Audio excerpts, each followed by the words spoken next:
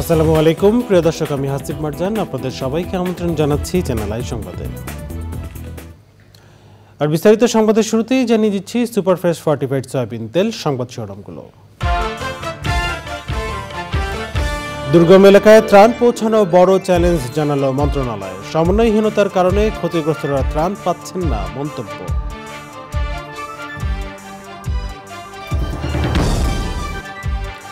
2014-18 ভোটে ইসি সদস্যদের দায় মুক্তির বৈধতা চ্যালেঞ্জ করে রুল। সরকার কোন দলের নিবন্ধন বাতিল চায় না মন্তব্য। ব্যবসায়ীদের হয়রানি না করতে অর্থ উপদেষ্টার নির্দেশ। কারখানা ভাঙচুর ও পোড়ানোর ঘটনায় উদ্যোক্তাদের উদ্বেগ। এবং পশ্চিমবঙ্গ জুড়ে বিজেপির ডাকা 12 ঘন্টার বন্ধ আজ। মঙ্গলবার রাজ্য সচিবালয় ঘেরাও কর্মসূচিতে সহিংসতা, 200-এরও বেশি আটক।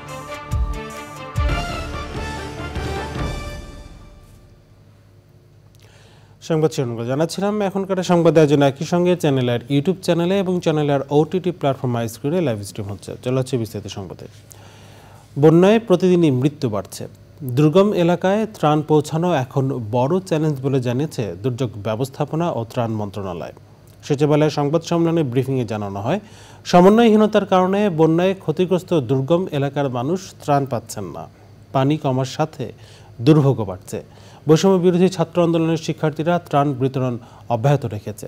এ পর্যন্ত ঢাকা বিশ্ববিদ্যালয়ের ছাত্র শিক্ষক কেন্দ্রে প্রায় 6 কোটি টাকা ত্রাণ সহায়তা পাওয়া গেছে। বিস্তারিত জানাচ্ছেন রফিকুল বাশার। দেশের 11টি জেলায় বন্যায় প্রতিদিনই মৃত্যু বাড়ছে। বন্যায় এ পর্যন্ত 27 জনের মৃত্যু হয়েছে বলে জানিয়েছে দুর্যোগ ব্যবস্থাপনা ও ত্রাণ মন্ত্রণালয়। এর মধ্যে শুধু কুমিল্লায় 10 জন মারা গেছেন। সেনাবাহিনী, নৌবাহিনী, শিক্ষার্থী ও স্থানীয় প্রশাসন সহ যৌথভাবে কাজ করলেও বন্যায় মৃত্যু কমানো যাচ্ছে না। পানিবন্দী পরিবারের সংখ্যা সর্বশেষ তথ্য অনুযায়ী আজকে দুপুর 1টা পর্যন্ত 12,07,429টি এবং ক্ষতিগ্রস্ত লোকের সংখ্যা 56,19,375 জন। মৃতের সংখ্যা 27, এর ভিতরে কুমিল্লা 10, ফেনী 1, চট্টগ্রাম 5, খাগড়াছড়ি 1, নোয়াখালী 5, ব্রাহ্মণবাড়িয়া 1, লক্ষ্মীপুর 1 ও কক্সবাজার 3। নিখোঁজ লোকের সংখ্যা হচ্ছে 2, আগে যেটি ছিল মৌলভীবাজারের। কেন এত মৃত্যু? প্রশ্ন ছিল দুর্যোগ ব্যবস্থাপনা ও ত্রাণ মন্ত্রণালয়ের নিয়মিত ব্রিফিংয়ে। আমরা শুধুমাত্র দুর্গম এলাকাগুলোতে যাওয়ার চেষ্টা করছি, যেখানে অন্যদের পক্ষে যাওয়াটা কষ্টকর।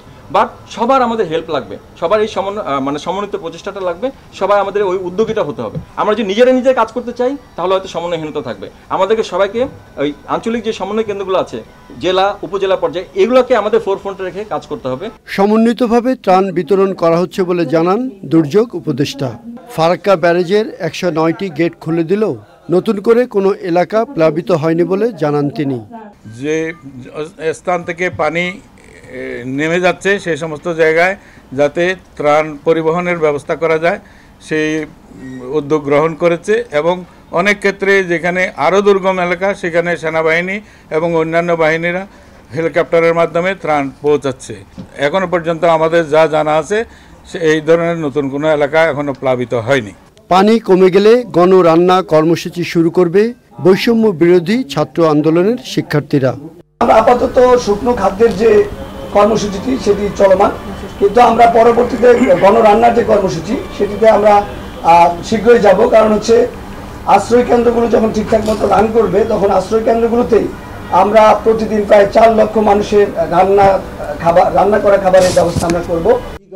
বন্যায় সন্তোষজনক ভূমিকা না রাখায় রেড ক্রিসেন্টের পর্ষদ ভেঙে দেওয়া হয়েছে বলে জানিয়েছেন নতুন যোগ দেওয়া স্বাস্থ্য সচিব। সিলের ফটোকপি দেখাবে। রফিকুল বাশার, চ্যানেল আই, ঢাকা। 2014 ও 2018 সালে নিয়োগ পাওয়া নির্বাচন কমিশনারদের দায়মুক্তি দেওয়া কেন অবৈধ নয় জানতে চেয়ে রুল জারি করেছেন হাইকোর্ট। আইনজীবী জানিয়েছেন, নির্বাচন কমিশনারদের নিয়োগ অবৈধ হলে ওই সময় নির্বাচন নিয়ে প্রশ্ন উঠবে। সন্ত্রাসী কর্মকাণ্ডের জন্য আওয়ামী লীগের নিবন্ধন বাতিল চেয়ে করা রিটের বিরোধিতা করে অ্যাটর্নি জেনারেল বলেছেন, ব্যক্তির বিচার হবে, কোনো দলের নিবন্ধন বাতিল চায় না সরকার। রিপোর্ট করছেন মাজহারুল হক মান্না। গত 18 আগস্ট 2014 ও 2018 সালের জাতীয় নির্বাচনে নির্বাচন কমিশনারদের দায়মুক্তি দেওয়ার বৈধতা চ্যালেঞ্জ করে হাইকোর্টে রিট করেন সুপ্রিম কোর্টের 10 আইনজীবী। এতে নির্বাচন কমিশনারদের নিয়োগ নিয়ে প্রশ্ন তোলা যাবে না এমন বিধান বাতিল যাওয়া হয়। রিটের শুনানি শেষে আদেশ দেন হাইকোর্ট। রুলের টার্মে বলা হয়েছে যে 2014 সাল এবং 18 সালের যে প্রধান নির্বাচন কমিশনার এবং অন্যান্য নির্বাচন কমিশনারকে নিয়োগ দেয়াকে যেভাবে দায়মুক্তি দেওয়া হয়েছে, এই দায়মুক্তিকে কেন অসাংবিধানিক ঘোষণা করা হবে না, এই মর্মে রুল দিয়েছেন। নিয়োগের ব্যাপারেই যদি প্রশ্ন উত্থাপন হয়ে থাকে তাহলে নির্বাচনের ব্যাপারে প্রশ্ন উত্থাপন হবে, এটি স্বাভাবিক, রিজনেবল এবং যৌক্তিক।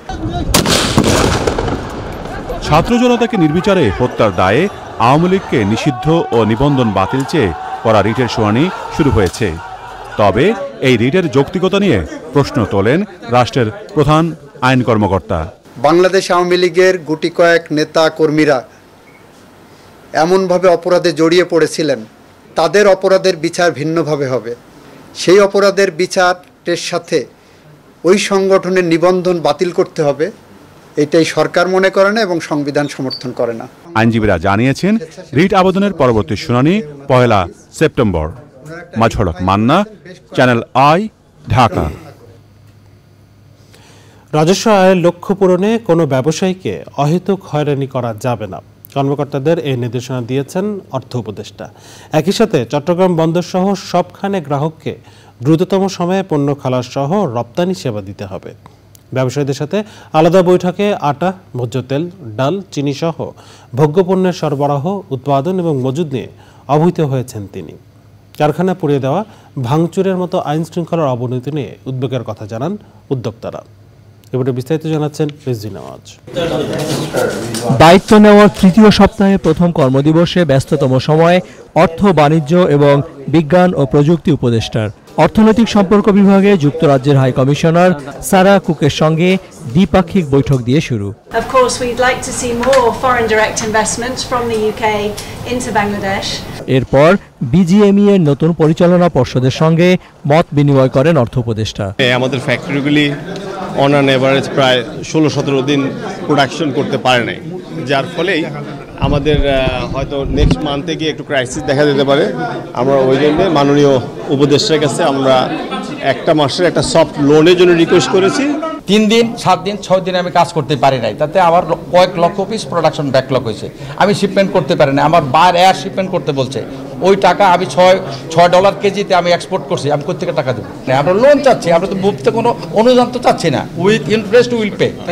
তৈরি পোশাক মালিকদের পর অর্থ উপদেষ্টা বৈঠক করেন international chamber of commerce ICC পরিচালনা পর্ষদের সঙ্গে। বায়ারদের মধ্যে যেটা একটু আস্থার অভাব ছিল, সেই বিষয়টাই এখানে আলোচনা হয়ে আসছে। তোমার ওখানে যদি তুমি নিরাপত্তাহীনতায় ভুগো, তাহলে তুমি কার সাথে কন্ট্যাক্ট করবা? সে তোমার রেস্কিউ করবে। Police is not stable yet. এয়ারপোর্টের থেকে একটা স্যাম্পল কালেকশন করতে 7 থেকে 10 দিন সময় লাগে।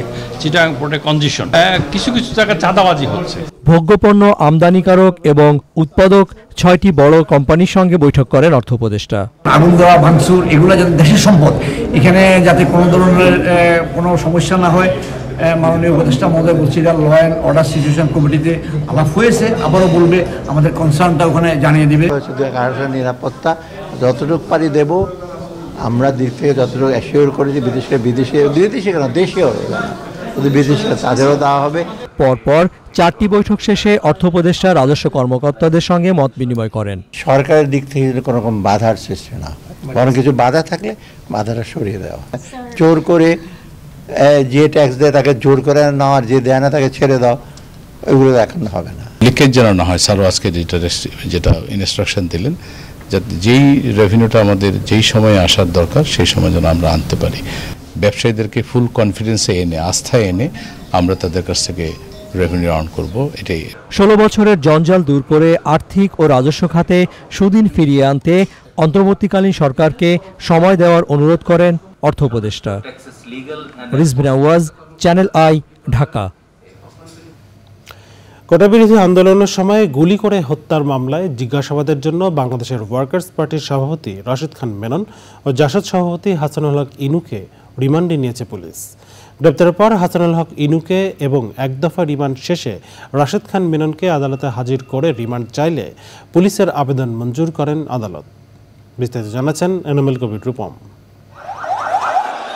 কোটা আন্দোলনের সময় রাজধানীতে আন্দোলনকারীদের উপর গুলি চালিয়ে হত্যার নির্দেশ দেওয়ার অভিযোগে গ্রেপ্তার 14 দলীয় জোট নেতা রাশেদ খান মেনন ও হাসানুল হক ইনুকে বিকেলে আদালতে হাজির করে পুলিশ। সে সময় আদালতের বাইরে তাদের ফাঁসির দাবিতে বিক্ষোভ করেন আইনজীবীরা।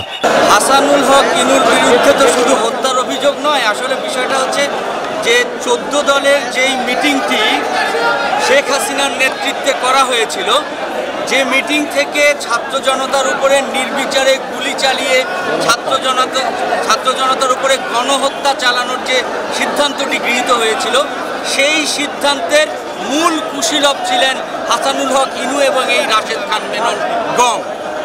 এদের সিদ্ধান্তের প্রেক্ষিতেই পরবর্তীতে ছাত্র জনতার উপরে গণহত্যা চালানোর উদ্দেশ্য প্রণোদিতভাবে নির্বিচারে গুলি চালানো হয়েছিল পুলিশ এবং আওয়ামী লীগের পেটোয়া বাহিনী কর্তৃক। জিজ্ঞাসাবাদের জন্য তাদের রিমান্ডে চায় পুলিশ। আদাবর থানার মামলায় রাশেদ খান মেননকে 10 দিনের রিমান্ডে চাইলে 7 দিন মঞ্জুর করেন আদালত।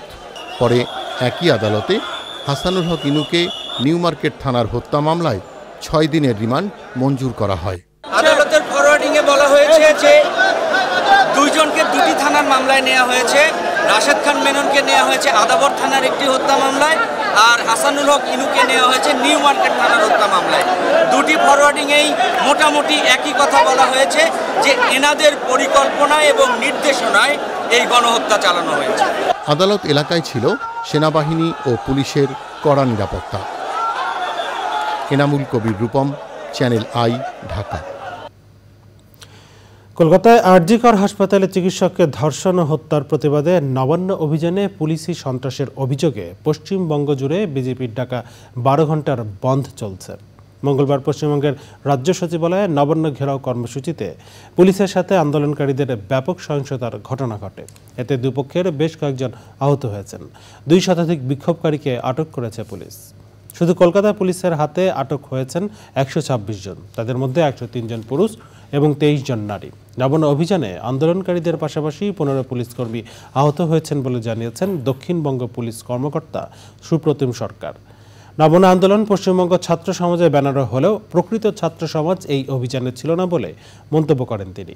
নবান্ন অভিযানে পুলিশি সন্ত্রাসের অভিযোগে পশ্চিমবঙ্গ জুড়ে 12 ঘন্টার বন্ধের ডাক দেয় বিজেপি। তবে এর বিরোধিতা করেছে মমতা ব্যানার্জির তৃণমূল কংগ্রেস। একে বাংলার বিরুদ্ধে চক্রান্ত বলেছেন দলটির এক নেতা। বিজেপির ডাকা বাংলা বন্ধ কর্মসূচি ব্যর্থ করার আহ্বান জানিয়েছেন তিনি। দেশের চ্যানেলের সংবাদ এ পর্যন্ত নিচ্ছি বিরতি। আর বিরতির পর অন্যান্য সংবাদের সঙ্গে খেলার খবরে জানিয়ে ফিরব।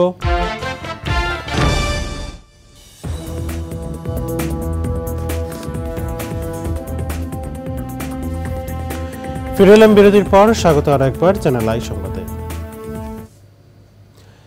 ইউক্রেনকে পশ্চিমা ক্ষেপণাস্ত্র দিয়ে রাশিয়ার গভীরে হামলা চালানোর অনুমতি দেওয়ার কথা বিবেচনা করে পশ্চিমারা আগুন নিয়ে খেলছে বলে হুঁশিয়ার করেছে রাশিয়া। এর ফলে তৃতীয় বিশ্বযুদ্ধ শুরু হতে পারে, যা কেবল ইউরোপের মধ্যে সীমাবদ্ধ থাকবে না বলে মঙ্গলবার ওয়াশিংটনকে সতর্ক করে দিয়েছে মস্কো। গত 6 আগস্ট রাশিয়ার পশ্চিমাঞ্চলের কুরস্ক অঞ্চলে হামলা চালায় ইউক্রেনের সামরিক বাহিনী।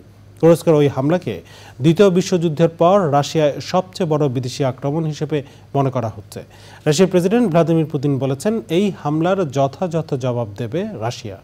2022 সালে ইউক্রেন যুদ্ধ শুরুর পর থেকে পুতিন বারবার বিশ্বের বৃহত্তম পারমাণবিক শক্তিধর দেশ যুক্তরাষ্ট্রের সাথে আরও বিস্তৃত যুদ্ধের ঝুঁকি সম্পর্কে সতর্ক করে আসছেন।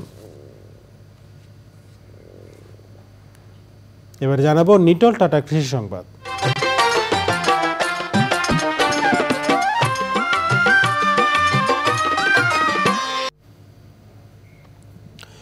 শরীয়তপুরে উচ্চ ফলনশীল আউশ ধানের ফলন ভালো পাওয়ায় আবাদ বাড়ছে। জেলার মোট আউশ আবাদের অর্ধেকের বেশি হয় ভেদরগঞ্জ উপজেলায়।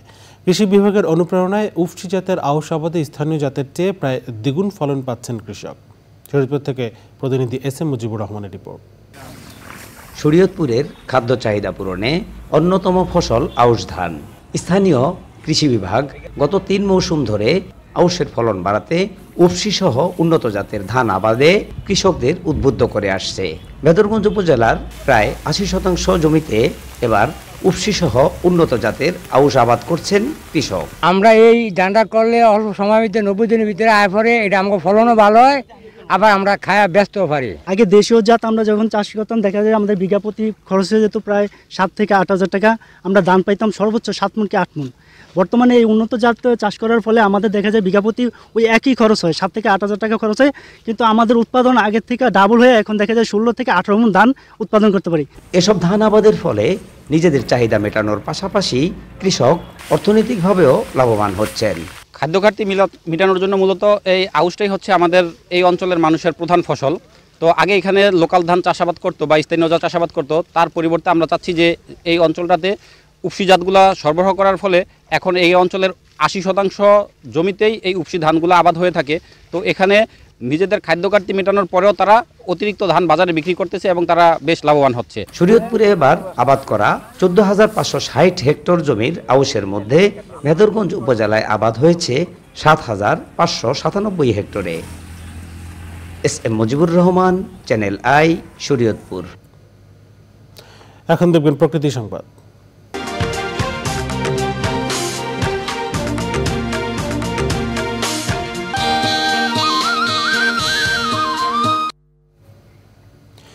উজানের ঢলে প্রতি বছর ২ কোটি টন পলি আসছে তিস্তায়।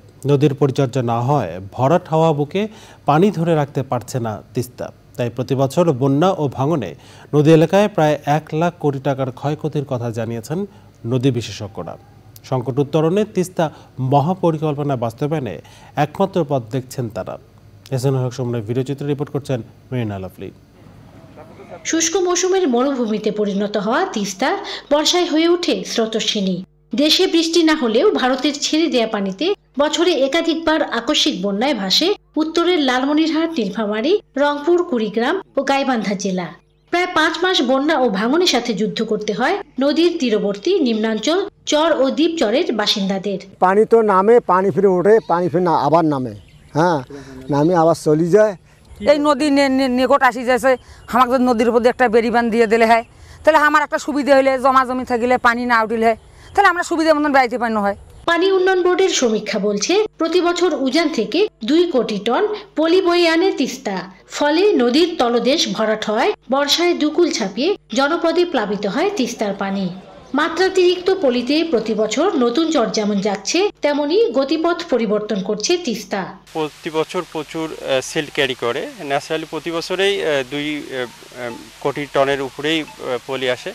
এবং গত বছর অক্টোবর মাসের যে ইন্ডিয়ান যে একটা বাঁধের ধসের কারণে সে পলির পরিমাণ আরও বেশি এসেছে। তো এই কারণে তিস্তার যে বেড উঁচু হয়ে গেছে এবং এই কারণে অল্প পানিতে এই যে পাড়ে পানি আঘাত করতেছে এবং ভাঙনের সৃষ্টি হচ্ছে। তিস্তা পাড়ের মানুষের জীবন জীবিকা সংরক্ষণে তিস্তা মহাপরিকল্পনায় সমাধানের রূপরেখা দেখছেন বিশেষজ্ঞরা। তিস্তা নদীতে প্রতি বছর বর্ষা মৌসুমে বন্যায় এবং ভাঙনে যে ক্ষতি হয় তার পরিমাণ প্রায় ১ লাখ কোটি টাকা। এই ১ লাখ কোটি টাকা থেকে রক্ষা পাওয়ার জন্য ১২০০ কোটি টাকা খরচ করলে এটি বন্ধ করা সম্ভব। কিন্তু এই যে শুষ্ক মৌসুম চলে গেল, এ বছরেও এই তিস্তার ২ পাড় সংরক্ষণে কোনো ব্যবস্থা গ্রহণ করা হলো না। নতুন সরকারের কাছে দ্রুত কার্যকর ব্যবস্থার দাবি তিস্তা পাড়ের বাসিন্দাদের। Marina lovely, channel I, Rangpur. জানাবো খেলার খবর।